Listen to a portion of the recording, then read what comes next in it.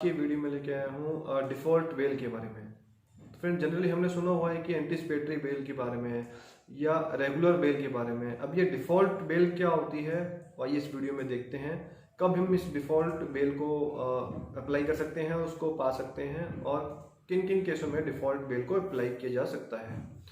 तो friends, criminal law में जब हम देखते हैं तो क्रिमिनल लॉ हमेशा एक चीज़ कहता है कि जब तक एक एक्यूज्ड पर्सन को गिल्टी डिसाइड नहीं किया दिया जाए कोर्ट के द्वारा, वो इनोसेंट माना जाएगा। जैसे a person is innocent until proven guilty.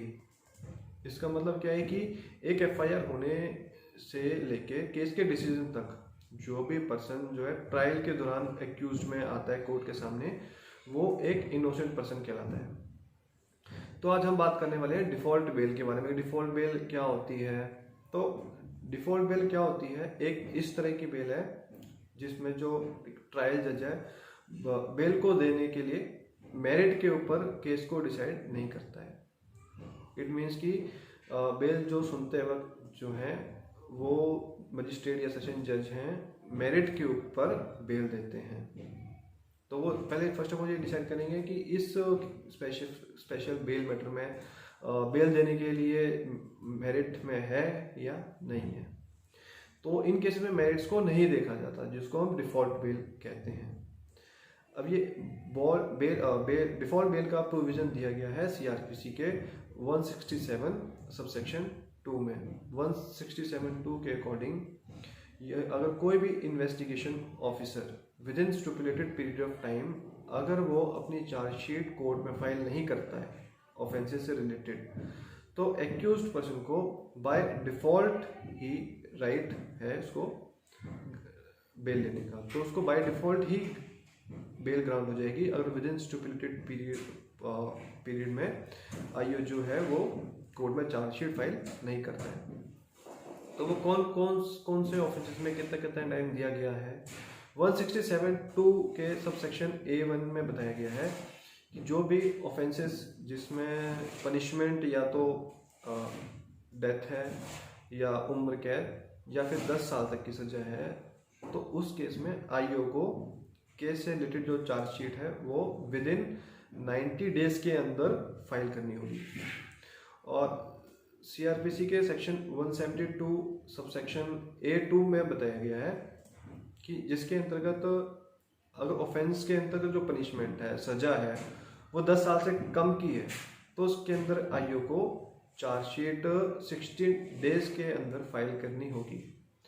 तो फ्रेंड्स, अगर इन दोनों स्टिपुलेटेड पीरियड के अंदर जो इन्वेस्टिगेशन ऑफिसर एजेंसी है चार्जशीट फाइल करने में फेल हो जाते हैं, तो एक्यूज्ड कोर्ट के सामने बेल एप्लीकेशन फाइल कर सकता है अंडर सीआरपी सेक्शन 167(2) के अंतर्गत, और कोर्ट से रिक्वेस्ट करेगा कि भाई मैं इस पर्टिकुलर ऑफेंसेस में अरेस्ट हूँ और इस केस में चार्जशीट फाइल नहीं की हुई है, तो ये मेरे को डिफ़ॉल्ट बेल ग्रांट कर दी जाए। तो ऐसे केस में जो ट्रायल जज होंगे उनको क्या देखना है कि उनको मेरिट्स के ऊपर जाना है। सिर्फ ये देखना है कि क्या चार्जशीट एक विद इन स्टिपुलेटेड पीरियड में फाइल हुई है कि नहीं हुई है। अगर वो चार्जशीट फाइल में नहीं हुई है तो ऐसे केसेस में बेल ग्रांट नहीं होगी, और अगर file within stipulated period नहीं हुई है तो it's a matter of right of the accused to take bail from the court.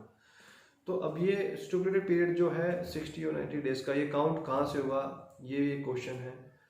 तो सबसेक्शन A1 में दिया गया है कि जिन ऑफेंसेस में जो सजा है, जो इम्प्रिजनमेंट ऑफ डेथ है या फिर मृत्युदंड है या फिर 10 साल से सजा हो, तो उसमें 90 डेज हो गया, चार्जशीट को फाइल करना होगा। और जिसमें जो अदर केसेस थे, ये 90 डेज का टाइम शुरू होगा जिस दिन पर्सन को अरेस्ट किया गया है, यानी जिस दिन पर्सन को अरेस्ट किया गया है उस दिन से 90 डेज का पीरियड स्टार्ट हो जाएगा। और उस दिन से लेके अगर चार्जशीट को विद इन 90 डेज फाइल नहीं किया गया है, तो फिर by default it's a matter of the right of the accused to take bail from the court. तो फ्रेंड्स, आज इस वीडियो में हमने बात करी कि डिफ़ॉल्ट बेल के बारे में, कि कैसे एक एक्यूज्ड पर्सन किसी ऑफेंसेस में अगर अरेस्ट किया गया है तो वो डिफ़ॉल्ट बेल को ले सकता है without going into the merits of the any particular case.